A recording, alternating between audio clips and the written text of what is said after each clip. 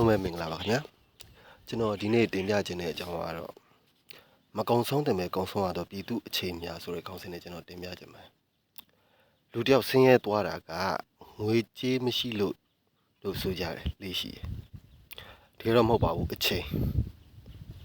ကျွန်တော်ပြန်မရနိုင်တဲ့အချိန်တွေတဖြည်းဖြည်းပျောက်သွားလို့မိလာဖို့ဆောင်တဲ့အချိန်တွေစီတန်းစီရတဲ့အချိန်တွေခင်မိနေတဲ့ခေတ်ကြီးမှာရှုပ်ထွေးလာတဲ့ရုံးလုပ်ငန်းတွေနဲ့ဗျူရိုကရေစီစနစ်တွေကြောင့်မကုံတဲ့မဲ့ကုံဆုံးရတဲ့အချိန်တွေဒီနိုင်ငံမှာရှိရင်တချို့သောအချိန်တွေကလူဘဝမှာမဖြစ်မနေကုံရမှာပဲဒါပေမဲ့တချို့အချိန်တွေကတော့မကုံတဲ့မဲ့အလဟတ်တက်ကုံသွားကြရလေရှိတချို့သောလူတွေကလူဘဝတစ်ဝက်လောက်ကိုစောင့်စမ်းခြင်းနဲ့မှာပဲကုံဆုံးရလေရှိတယ်ဒါလည်းသိတာပါဗျာ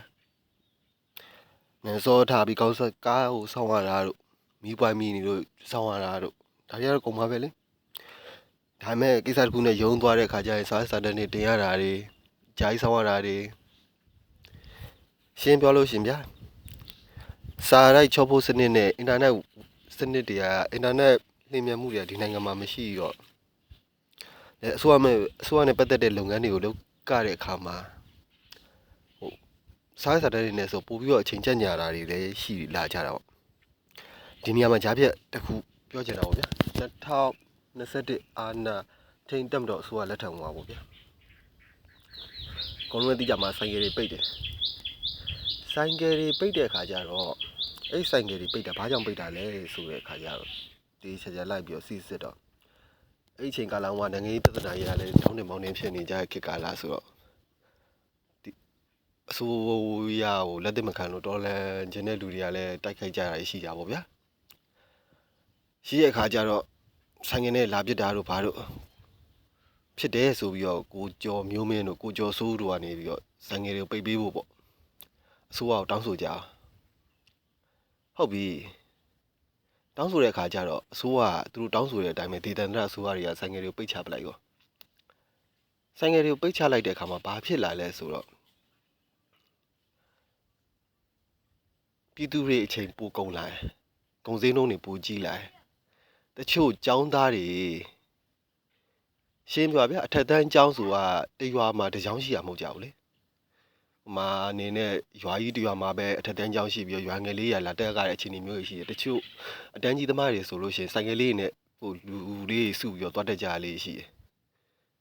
အဲ့အခြေအနေမျိုးမှာအကုန်ဒုက္ခရောက်ကုန်တယ်မှာမျိုးပေါ်တက်ပြီးတော့ဈေးဝယ်ပြီးတော့ရွာဘက်မှာဈေးပြရောင်းစားတဲ့လူဆိုလို့ရှိရင်အရင်ကဆိုဆိုင်ကယ်နဲ့တစ်ပိုင်တစ်နိုင်နောက်ကြတော့ဆိုင်ငယ်ပိတ်လိုက်တဲ့အခါကျတော့ဘာဖြစ်လဲဆိုတော့ကားကိုအဓိကထားပြီးသုံးရတာပေါ့ဗျာကားဆိုကားသမားကလည်းလူတယောက်ချင်းစီတည်သွားလို့ရတာမှမဟုတ်တာဗျညားမှလည်းသူကလည်းသူ့အတွက်ကကြိုက်တာလေအဲ့အတွက်ကြာကုံစိမ်းနှုံးတွေကဘာဖြစ်လာလဲဆိုပိုကြီးလာရင်2ဆ3ဆဟုတ်ပြီနော်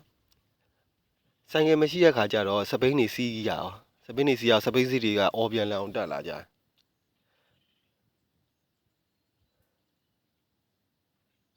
အဲ့မှာကျောင်းသားတွေကြာစပိန်ဝယ်နိုင်တဲ့ကျောင်းသားကတော့ဟုတ်ပြီစပိန်လေးနဲ့သွားကြလာကြပေါ့စပိန်မဝယ်နိုင်တဲ့ကျောင်းသားတွေကြတော့ရှိရဲ့အခုခေတ်စပိန်စီမဝယ်နိုင်တဲ့ကျောင်းသားတွေရှိရဲ့စပိန်မဝယ်နိုင်တဲ့ကျောင်းသားတွေကြတော့ကျောင်းမတက်ကြတော့ဒီလိုပဲအပြည့်လောက်ပဲထွက်လောက်တာတို့အိမ်မှာပဲနေတာထိုင်တာတို့ဖြစ်လာကြအောင်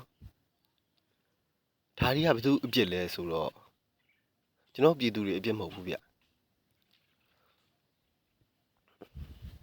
ဘေးတွဲဆိုတာလည်းအဲ့ထဲကစဘွားတာအဲ့ကစပေါ်လာတာပေါ့ဗျာသွားလာရနှင်းပို့ပြီးနှေးဝအောင်ဆိုပြီးတော့လှုပ်လိုက်တဲ့သဘောနဲ့နေမှာပေါ့အဲ့လည်းတရားဝင်တော့မဟုတ်ပါဘူးဒါပေမဲ့လည်းဒါလေးရှိတော့လဲတချို့တော့ပြည်သူတွေကသွားလာအဆင်ပြေရလေးတော့ရှိရပါဗျာဒါပေမဲ့ဒီထဲမှာလည်းတချို့အဂတိတွေလည်းပါသေးရပေါ့သွားလာဖို့အတွက်ကိုတချို့တွေဆိုပတ်စံခါရတာတို့ဘာလို့လည်းရှိရပေါ့နော်ဒါတွေကပြည်သူပြစ်မဟုတ်ဘူးဗျပြည်သူတွေရဲ့ဘဝကိုအစိုးရရဲ့စိုးရိမ်မှုတစ်ခုကြောင့်နဲ့ပိတ်ပင်ခံလိုက်ရခြင်းလို့တော့ကျွန်တော်တို့မြင်တယ်စဉ်းစားကြည့်အောင်ဗျာဒီစဲဆိုးအောင်မကျင်တဲ့လို့တိုက်ခိုက်ပုံကန်နဲ့ဆိုရလက်နက်တွေဒီလက်နက်တွေကဘယ်ကနေပြီးဝင်လာလဲဒီစဲဆိုးရရဲ့အမိန်ဩဇာအောက်မှာတီးရှိနေတဲ့ဝန်ထမ်းတွေစောင့်ကြက်နေဂိတ်ကနေပြီးတော့မှတဆင်ဝင်လာလေဗျာ လေဘွားနေပြီးကြလာမှမဟုတ်တာဗျအဲ့ဆိုရင်ဝန်ထမ်းတွေအတုံးမကြောက်ဆိုလို့ရှိရင်ဝန်ထမ်းတွေရဲ့လောက်ကကင်မှားတာကိုအပြစ်ပေးခြင်းတယ်ဆိုရင်ပြည်သူကိုအပြစ်ပေးတယ်ဆိုရင်သဘောကိုတွားပြီးတက်ရောက်တယ်ပြည်သူတွေကလည်းအဲ့လိုမျိုးစိတ်ထဲမှာခံစားလေရှိကြပါဗျာကဲထားလိုက်ပါဗျာဒါတွေက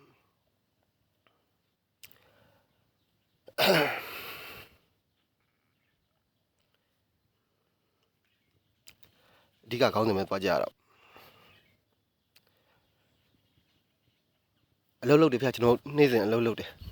မနေ့မိုးလင်းအလုပ်သွားအလုပ်ပြန်အလုပ်လုပ်တယ်အိမ်ကိုပြန်ရောက်လာတယ်အိမ်ပြန်ရောက်လာတော့လဲရေကမလားမီးရပြက်လာတော့အင်တာနက်သုံးအောင်ဆိုပြီးတော့ဖုန်းလေးကောက်ဖွင့်တော့လဲအင်တာနက်လိုင်းကမကောင်းနောက်တစ်နေ့လဲထုံနည်း၎င်းပဲခေါင်းထဲမှာအတွေးတနေ့စာဘယ်လိုရက်တည်ရမလဲဆိုတာအတွေးနဲ့တွေးပူနေရတဲ့ကြားတဲ့စိတ်ပြေလက်ပြောက်လေးဆိုပြီးတော့အိမ်ပြန်ရောက်လာလို့နားယူမှမယ့်အချိန်မှာတော့မှအဲ့လိုမျိုးပေါ့ဘွားတွေကဆုပ်ပြတ်တက်လာကြအဲ့လိုနဲ့တဖြည်းဖြည်းနဲ့လူတယောက်ရဲ့ဘဝစိတ်တန်းကြကုံဆုံးရတာထက်စောင့်နေရတာတွေကပိုများလာအဲ့ဒါကြောင့်အစိုးရရဲ့တချို့ဌာနတွေနဲ့ပြည်သူတွေကြားထဲမှာပွဲစားစနစ်တိထုတ်လာပွဲစားစနစ်ဆိုတာပေါ်လာတကယ်တော့အချိန်ဆိုတာကလေပတ်စံထက်တောင်မှပိုပြီးတော့တန်မိုးရှိပတ်စံကပြန်ရှာလို့ရမယ်ကုံသွားတဲ့အချိန်တွေကိုဘယ်တော့မှပြန်မရတော့ဘူးဗျလူတွေကဆင်းရဲမှုအကြောင်းဆိုလို့ရှိရင်ပတ်စံမရှိတော့ပဲတွေးတဲ့ကြဒါပေမဲ့နောက်ထပ်ဆင်းရဲမှုတစ်မျိုးရှိသေးတယ်အဲ့ဒါ time property အချိန်ဆင်းရဲမှုကိုယ့်ရဲ့ဘဝမှာအချိန်မရှိတော့ဘူးလို့ခံစားရတာအလောက်ကနေပြန်လာရင်စိတ်ရောခန္ဓာကိုယ်ရောကုန်နေတက်နေကုန်စည်နှုန်းတွေနဲ့ပူလောင်နေတဲ့အတွေးတွေကြားထဲမှာကိုယ့်ရဲ့သားသမီးတွေကိုလည်းအချိန်မပေးနိုင်ကြတော့ဘူးကျွန်တော်တို့စာအုပ်တွေဖတ်ဖို့နေတာဗျာရှင်တဲ့ရက်တီရေးအတွက်ကိုပဲနေ့စဉ်စဉ်းစားနေရတဲ့အခါကျတော့လည်းဘယ်စာကသွားဖတ်ဖြစ်မှာစာဖတ်ဖြစ်တဲ့အတွက်ကြောင့်မို့လို့ကျွန်တော်တို့အသိဉာဏ်ရောပွင့်လန်းလာပါမလား skill အသစ်တွေရောကျွန်တော်သင်နိုင်ပါမလားမသင်နိုင်ဘူးလေဗျာစီတန်းစီပြီးတော့စောင်းရတာတို့အခြားသောစောင့်စမ်းရတဲ့အလုပ်တွေအများကြီးပေါ့ဗျာထားလိုက်အောင်အဲ့ဒါတွေအနာရောကျွန်တော်ပြေးဝယူနိုင်ကြလားမယူနိုင်ကြဘူးလူတစ်ယောက်ကနေ့တာအချိန်တွေအကုန်လုံးကိုရှင်တန်ရေးအတွက်ပဲကုန်နေရတဲ့အချိန်မှာအဲ့လူတစ်ယောက်ရဲ့ဘဝရှေ့တိုးတက်ဖို့ဆိုတာမမြင်တော့ဘူးဗျဘာလို့လဲဆိုတော့လူတစ်ယောက်ရဲ့ဘဝတိုးတက်မှုအတွက်ကလိုအပ်တဲ့စွမ်းအင်တွေကိုရှင်တန်ရေးအတွက်ကိုအကုန်လုံးသုံးချလိုက်ရလို့ကဲအဲ့ဒါဆိုလို့ရှိရင်တချို့သောပြဿနာကြီးကမျက်စိနဲ့မြင်ရလားမမြင်ရလားဆိုတော့ကျွန်တော်အခုကြည့်လိုက်ကြအောင်တချို့ပြဿနာကြီးကမျက်စိနဲ့မမြင်ရဘူးဗျဒါပေမဲ့အဲ့ဒီတည်ရှိနေတဲ့လူဖွဲ့စည်းကိုတဖြည်းဖြည်းအာရုံစေတယ်ဥမာဗျမီးပြတ်တာခဏတည်းဖြုတ်မီးပြတ်တာ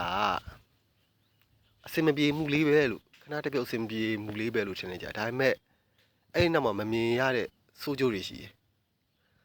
တေချာစဉ်းစားကြည့်စာမလုံးနိုင်တဲ့ចောင်းသားတွေ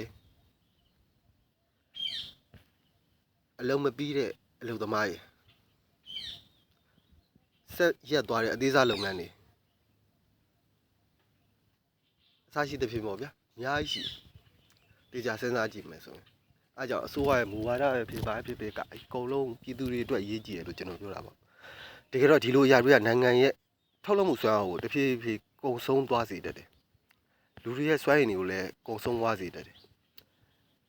ပြီးတော့တကယ်အန္တရာယ်ရှိဆုံးဆိုတဲ့အရာအဲ့ဒီလိုအခြေအနေတွေကိုလူတွေကတာမန်လို့လက်ခံလာကြတာပဲအခုလည်းကျွန်တော်တို့အခြေအနေတော်တော်များများတာမန်လို့တွေးပြီးတော့လက်ခံလာကြတာရှိကြတယ်လေတကယ်တော့လူတွေပြင်ပန်းလာတယ်ဆိုတာအလုံးများလို့တင်မှမဟုတ်ဘူးဗျမလိုအပ်ပဲကုံဆုံးနေတဲ့အခြေအနေတွေကြောင့်ပဲနေတိုင်းစောင်းရတယ်တီးခံရတယ်ပြန်စားရတယ်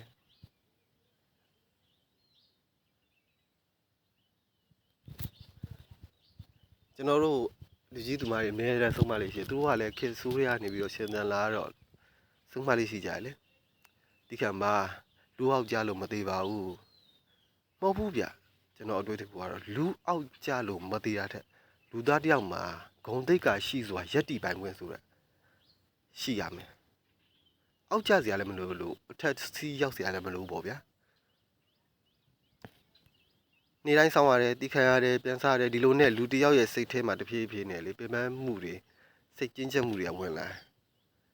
အဲအကြောင်းလဲတစ်ခါလေကြားလို့ရှိရင်ကျွန်တော်တို့လမ်းမှာလူတွေတွေ့လို့ရှိရင်မပြုံးနိုင်တဲ့လူတွေလို့မပြောနိုင်တဲ့လူတွေမျက်နှာစူပုတ်ပုတ်နဲ့ဖြစ်နေကြတာရဲ့ရေးမြစ်ကဒီကနေစားတာတချို့လူတွေဆိုလို့ရှိရင်အရင်လိုရီပြုံးမရှိကြတော့တချို့လူတွေဆိုရင်အနာဂတ်အကြောင်းတွေးဦးမတွေးတော့အနာဂတ်တွေပျောက်လာတာဟုတ်တချို့လူတွေကဒီလိုပဲနေလိုက်တော့မယ်ဆိုပြီးတော့ချစ်ချင်အဖြစ်ခွာဆိုပြီးရေစုံမျောလိုက်ကြတယ်အဲ့ဒါဒီနိုင်ငံရဲ့စိတ်ပိုင်းဆိုင်ရာချို့တဲ့ဆေးရမှုတစ်ခုပဲအဲ့ဘေးထွက်ဆိုးကျိုးတွေကတော့ပညာရှင်တွေဆိုသိကြမှာပေါ့ဗျာတကယ်တော့အချိန်ပြောက်ဆုံးတာလူတစ်ယောက်ထဲမဟုတ်ဘူးတနိုင်ငံလုံးအချိန်ပြောက်ဆုံးနေတယ်လူငယ်တွေကအတတ်ပညာအသစ်တွေမတတ်နိုင်ဘူးကျောင်းသားတွေကပညာရေးတယ်မကောက်ဘူးကျောင်းတက်ကျူရှင်တက်ဒီနေ့ကုန်အချိန်ကုန်သွားတာတွေလုပ်ငန်းတွေကလည်းမြေယာမှုတွေထဲမှာရက်နေရတယ်အဲ့ဒါတွေကပြက်ကလေးဘဝအချိန်တွေမဟုတ်ဘူးဗျကျွန်တော်တို့ရဲ့နေ့စဉ်ဘဝတွေနေ့စဉ်ဘဝအချိန်တွေပျောက်ဆုံးလာတော့အနာဂတ်တွေပါပျောက်လာအဲဒါကြောင့်မို့တချို့နိုင်ငံတွေကအချိန်ကိုတိုးတက်ရေးအတွက်ပြောင်းနိုင်တယ်တချို့နိုင်ငံတွေကကြတော့လေအချိန်ကိုရှင်သန်ဖို့အတွက်ပဲထားပေးထားတယ်တကယ်တော့ကျွန်တော်လူသားတွေဆိုတာလေစိန်ခံတဲ့ဘဝကိုလိုချင်တာမဟုတ်အသက်ရှင်ဖို့အတွက်ဘဝတစ်ခုလုံးမကုန်ချင်တာရှင်သန်ဖို့အတွက်ပဲကုန်ဆုံးနေရဘဝကြီးကပါတိတ်ပဲရှိမှလေဗျာမိလာဖို့စောင့်နေတဲ့ဘဝတွေမကုန်ချင်းစီဆောင်စီတန်းနေရတဲ့ဘဝတွေကိုမကုန်ချင်းရှင်သန်ရေးအတွက်လူဘဝအချိန်နေအကုန်လုံးမပေးချင်ဘူးဗျာဘာလို့လဲဆိုအချိန်ဆိုတာကျွန်တော်တို့ရဲ့အသက်ဗျပြည်သူတွေရဲ့အချိန်ကိုတန်မိုးမထားတဲ့နိုင်ငံတစ်နိုင်ငံကတဖြည်းဖြည်းနဲ့သူ့အနာဂတ်တွေကိုပါဆုံးရှုံးဝါလေးရှိရဲ့လို့ပြောရင်းနဲ့ကျွန်တော်ရဲ့စကားဒီမှာလည်းညီကုန်းချုပ်ပါတယ်နားထောင်ကြတဲ့ပြည်သူများလည်းစိတ်ချမ်းသာခြင်းကိုယ်ကျန်းမာခြင်းရှိကြပါစေအစိုးရများလည်းပြည်သူများရဲ့အချိန်ကိုကောင်းမွန်စွာဝေခွဲပေးနိုင်တော့အစိုးရများဖြစ်ပါစေလို့ဆုတောင်းနေညီကုန်းချုပ်ရပါဗျာ